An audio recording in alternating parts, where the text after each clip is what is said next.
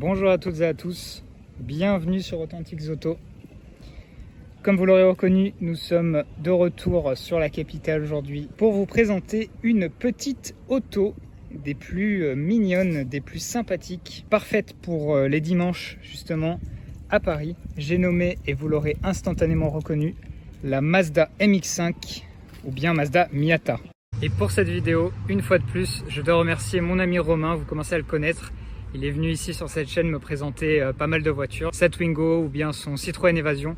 Et là encore une fois, il est venu à Paris avec sa magnifique MX-5. Donc merci à lui pour la balade et pour la présentation. Ça faisait bien longtemps que je voulais vous filmer une Miata parce que c'est l'un des petits roadsters les plus iconiques des années 90. C'est une voiture qui a eu un impact culturel assez important au niveau des amateurs de voitures. Un pur produit des années 90.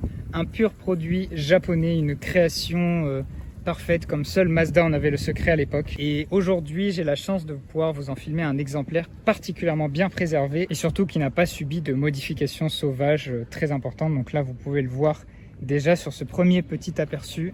La voiture, en plus d'être dans un superbe état, est dans une configuration entièrement d'origine.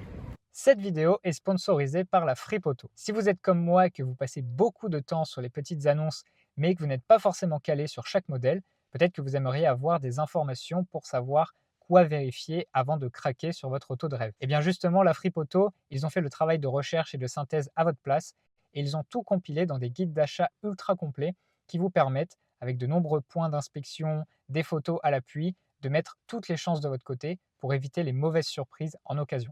Si j'ai choisi de travailler avec la Fripe Auto, c'est avant tout parce qu'ils sont passionnés de Youngtimer, qu'ils vendent des autos de caractère, comme par exemple cette jolie Peugeot 406 rouge phase 1.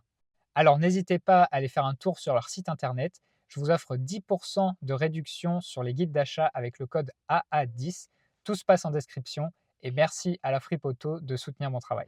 Pour vous refaire brièvement l'histoire, la Miata c'est un modèle qui est lancé en 1989 et l'idée c'est un petit peu de faire revivre dans ces années 90 où les roadsters deviennent un peu à la mode, cet esprit roadster des années 60, donc des petits roadsters anglais qui étaient à la fois simples, joueurs avec des moteurs pétillants, sans pour autant être des voitures très puissantes. Et donc l'un des grands intérêts de ces voitures, et donc de la MX-5, c'est d'être léger. En effet, celle-ci reprend parfaitement les codes et elle pèse seulement 940 kg. Donc certes, on est en 1989, mais ça reste très léger pour ce type de voiture. Ajoutez à cela un petit moteur pétillant. Ici, on est sur le premier moteur, la première version, donc c'est un 1,8 litre atmosphérique qui développe 115 chevaux. C'est pas énorme, mais pour ce poids, c'est largement suffisant. En plus, il fait un bruit sympathique. Et pour couronner le tout, vous venez rajouter à cette recette magique un design unique. Le design qui fait vraiment la signature visuelle de cette voiture. Un mélange entre sympathie, sport, tout en simplicité, tout en rondeur, et qui va faire que beaucoup craquent et ont craqué. Ce qui fait que, en fin de compte, la MX-5, ça a été un énorme succès commercial puisqu'il y a plus de 430 000 exemplaires qui ont été vendus à travers le monde. Et elle s'étend sur une carrière de près de 10 ans avant de céder le flambeau à la version NB. Et aujourd'hui, c'est un modèle qui est toujours au catalogue. Alors justement, attardons-nous un peu sur son design parce que c'est vraiment l'un des éléments qui font la force de cette voiture. Elle a extrêmement peu évolué sur ces 10 ans de carrière. Ici, on a le design originel de la MX-5. Et donc, bien entendu, la chose à côté de laquelle on ne peut pas passer, ce sont les feux pop-up qui étaient très prisés par les constructeurs japonais, entre autres dans les années 80 et début 90. Vous le voyez, ça lui donne un air de grenouille. Avec cette prise d'air arrondie en bas, on pourrait presque penser aux premières Austin. Des phares qui, au passage, sont jaunes, parce qu'on est encore en 93. Et c'est ce qui donne un énorme charme à cette ligne, ce qui instantanément lui attire la sympathie des passants. Vous voyez là, j'ai fermé les phares et la ligne reste tout aussi charmeuse. Elle est beaucoup plus lisse, bien entendu. Elle fend bien l'air, elle a un bon CX cette voiture. Et quand on se met de profil, on a une belle ligne très équilibrée, vraiment des proportions parfaites. Et c'est une toute petite voiture. Je pense qu'on s'en rend compte en vidéo, mais c'est encore plus vrai quand on est devant la voiture. Elle fait seulement 3,90 m et c'est pareil, l'un des ingrédients de la recette gagnante de cette voiture, légèreté due en partie à la compacité. Deuxième point que je trouve superbe sur cette génération, ce sont ces jantes qui, comme d'autres détails de la voiture, adopte un look un petit peu néo-rétro. On pourrait imaginer ici que c'est des jantes style un peu années 60-70 avec l'ancien logo Mazda. Elles sont vraiment très très belles, des petites jantes en alliage. C'est tout ce qu'il faut pour aller avec le style mignon, presque jouet de la voiture. Autre élément rétro, et bien justement les rétros qui sont montés comme ça latéralement à l'ancienne. Alors bien sûr ils sont pas chromés, ils sont un peu plus gros que ce qu'on pouvait trouver sur les voitures des années 60, mais je les trouve eux aussi très charmeurs. Nous avons ensuite les poignées de porte. Alors là c'est un monument de design simplissime et rétro. Cette fois-ci elles sont chromées, vous pouvez le voir, métallique comme ça. C'est une simple tirette qui permet d'ouvrir la porte. C'est très satisfaisant et elles sont parfaitement intégrées, super lisses. On continue, l'arceau ici, chromé pareil, qui ajoute une touche 60s. Également ces deux éléments, je pense que c'est des attaches soit pour un porte-bagages, soit pour la capote. Encore un autre élément à l'ancienne, on a une petite antenne chromée qui peut sortir de la voiture dès que vous allumez la radio. Si ça c'est pas la classe. À l'arrière c'est tout aussi magnifique. D'abord pour un détail que vous aurez peut-être pas remarqué, cette très légère lèvre au bout du coffre qui fait comme un mini spoiler intégré. Je trouve la ligne très subtile, c'est superbe. Ensuite ces feux d'une simplicité exemplaire. Et puis vous voyez avec Mazda écrit ici MX5, pas de logo rond, simplement l'écriture de la voiture. Et globalement un arrière qui est assez sensuel, très très fin, et je me dis que peut-être c'est de 3/4 arrière en fait que je préfère cette voiture.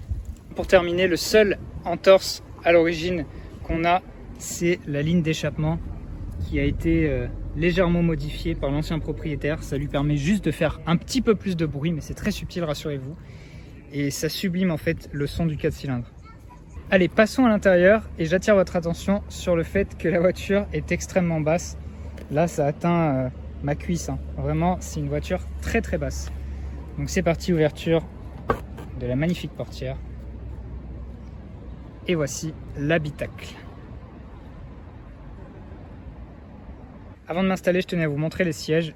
Deux beaux baquets en tissu gris comme ça, bien efficaces, qui maintiennent très bien, suffisamment ferme pour maintenir en conduite sportive mais suffisamment mou pour être confortable comme il faut. Bref, c'est un bon compromis.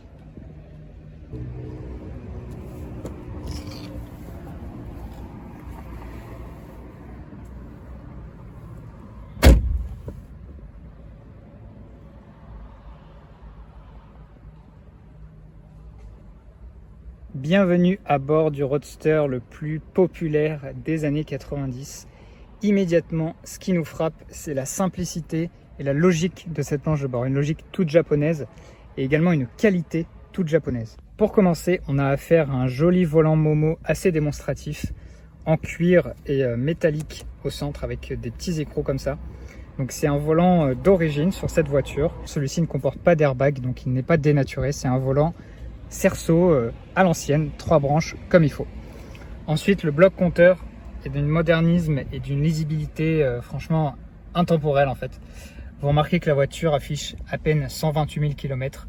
Pour une japonaise aussi fiable, c'est très très peu. Donc là, vous avez toutes les informations qu'il faut, rien de superflu, c'est la simplicité même. Allez, démarrage du pétillant 1,8 litre.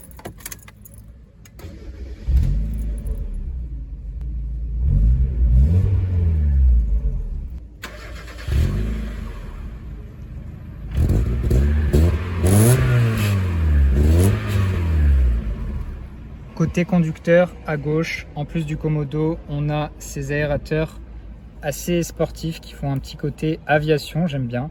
On peut les orienter comme ça. Sur la porte, je vais vous montrer ça en l'ouvrant. Déjà, on a cette belle poignée, plus ici, pour verrouiller la voiture.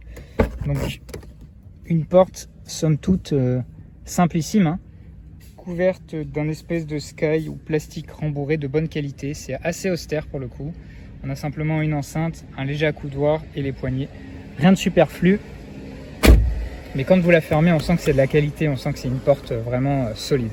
La console centrale est la démonstration même que l'idée d'une voiture dédiée à la conduite ne doit pas s'embarrasser de superflu.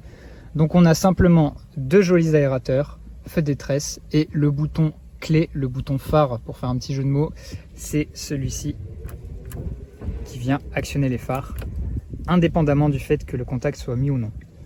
Ensuite, platine de climatisation, elle aussi simplissime. Là, on a un poste radio plus moderne qui a été rajouté après, mais qui s'intègre quand même bien. Ensuite, on a un rangement. Et alors, la pièce maîtresse, c'est ce petit levier de vitesse qui est avec un débattement extrêmement court et très précis. Si j'embraye, c'est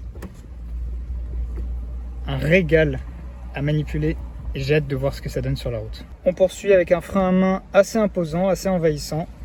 Un rangement ici, les commandes de vitres électriques et puis un rangement à ouverture latérale. Côté passager, vous remarquerez que l'aérateur est remplacé par une enceinte, pourquoi pas. Qu'on a également une lumière d'éclairage ici, pourquoi pas. Et puis un tapis de sol Badger Mi5, ça y a rien de spécial. Et la boîte à gants, elle non plus, n'appelle aucun commentaire particulier. Au niveau du plafonnier, eh bien, c'est spartiate. On a simplement un rétroviseur et 2 petits pare-soleil. Sur celui passager, on a un miroir de courtoisie. Et c'est littéralement tout. Alors bien entendu, c'est une stricte de place. Donc derrière les sièges, on a ce bel arceau chromé, comme je vous ai montré tout à l'heure. Et puis la capote, dont le maniement est manuel, mais du coup extrêmement simple et très rapide, contrairement à une capote électrique. Alors c'est parti. La capote, c'est très simple, vous pouvez le voir. Donc bien entendu, il faut être à l'arrêt. Mais la rançon de ça, hop. Et ensuite, il suffit de verrouiller à l'intérieur. Et c'est tout. Sous le capot, voici notre Vaillant 1,8 litre atmosphérique qui développe ses 115 chevaux. Alors vous remarquez 2 choses. Premièrement, c'est un moteur en position longitudinale et non transversale. Deuxièmement, il est à 16 soupapes, c'est écrit dessus. Et en fait, troisièmement, je rajoute un point, c'est un moteur à l'esthétique à l'ancienne. Presque lui aussi, involontairement je pense, fait penser à une voiture rétro, avec son dessus en aluminium comme ça. Bref, c'est un joli petit moteur, il développe 136 Nm de couple, donc c'est pas beaucoup. Mais encore une fois, c'est pas une voiture faite pour aller très vite, c'est juste une voiture dédiée au plaisir de conduite. Côté coffre, en bon petit roadster dédié au week-end, eh bien c'est plutôt logeable, vous allez voir. Donc il suffit de l'ouvrir avec la clé, qui d'ailleurs arbore un joli logo Mazda. Donc vous glissez la clé ici, tac, et ça s'ouvre tout seul pour vous. Et vous voyez, il y a quand même pas mal de place, hein. On peut mettre je pense, une valise cabine et un sac souple, ou alors 2 gros sacs souples, enfin bref. C'est quand même suffisant pour 2 personnes, ce pourquoi ce roadster est fait. Et nous voici 5 mois plus tard, vous le voyez, c'est l'hiver là, à bord de la MX5. On s'est dit que ça serait plus intéressant de pouvoir rouler sur des belles routes plutôt qu'être dans Paris. Donc nous voici avec le petit roadster le plus célèbre des années 90.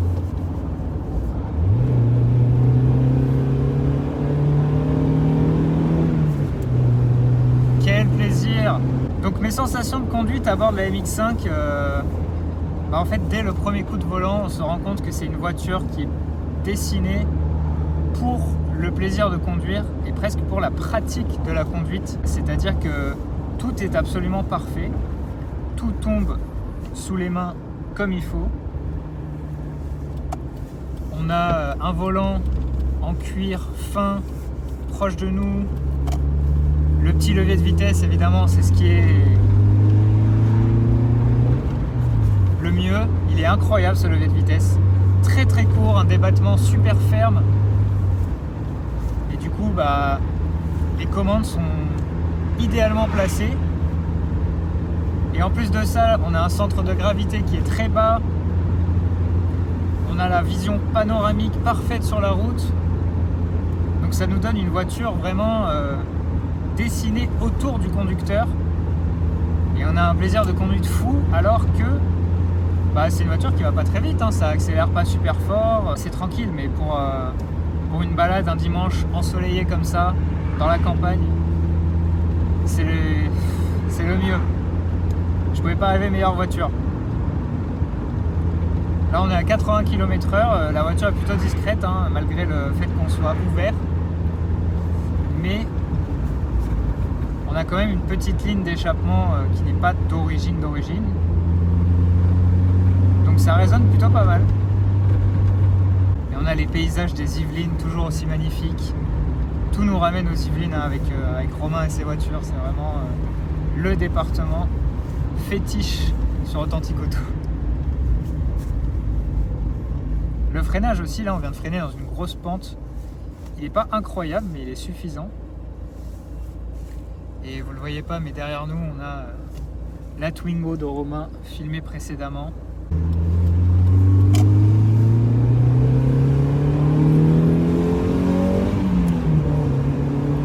Ah, ça prend les tours quand même hein. On a une route incroyable là devant nous. Quel bonheur cette voiture. C'est un plaisir simple. Je comprends pourquoi des centaines de milliers de clients sont tombés amoureux de la voiture. Parce que ce levier de vitesse, je pense que c'est ce que je préfère en fait. C'est le levier de vitesse qui est extrêmement ferme, qui verrouille comme il faut. On se croirait sur presque sur une Porsche quoi. Et avec un débattement encore plus court. Et ça part hein.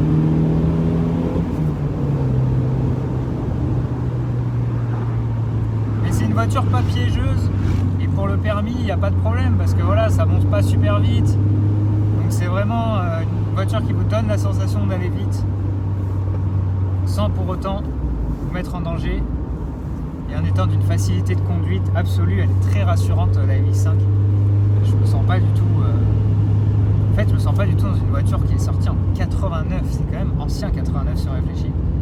Et elle est extrêmement moderne dans son approche parce qu'elle est super simple. C'est une voiture intemporelle finalement.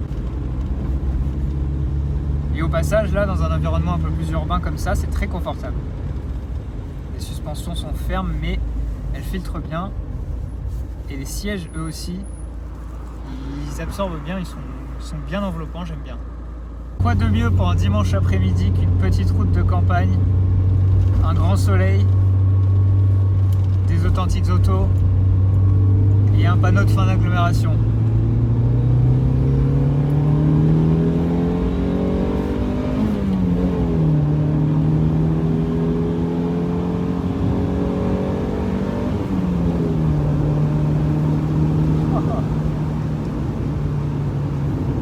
Elle se débrouille très bien la petite MX-5 hein.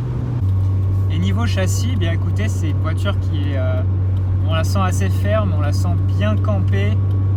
On est bien aidé par le centre de gravité qui est bas.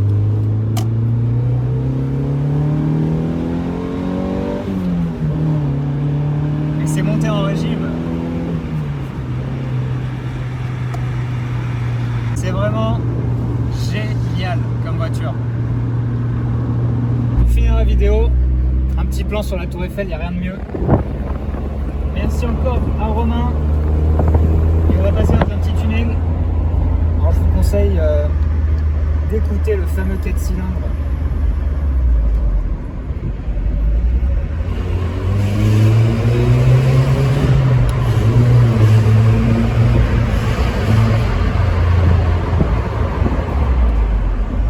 Quel plaisir cette voiture! Pour conclure, je tiens à dire encore une fois merci à Romain qui est venu embellir cette déjà belle journée ensoleillée à Paris avec son petit roadster. C'est toujours un plaisir d'être avec lui, qui me raconte ses voitures et puis de pouvoir rouler dans la capitale comme ça, c'est très très agréable. Donc si la vidéo vous a plu, n'hésitez pas à me le dire dans les commentaires, à mettre un petit like, à la partager, ça fait toujours plaisir. Et puis si vous voulez que je filme votre Youngtimer, vous pouvez m'envoyer un message sur Instagram ou bien un email à l'adresse qui s'affiche et on peut arranger ça. En attendant, moi je vous dis à la prochaine pour une prochaine vidéo.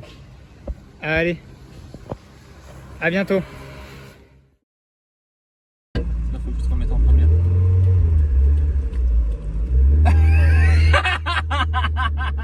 Ça commence bien. Là, tu filmes? Ouais. Non, c'est vrai. Là, ça sera dans le bêtisier.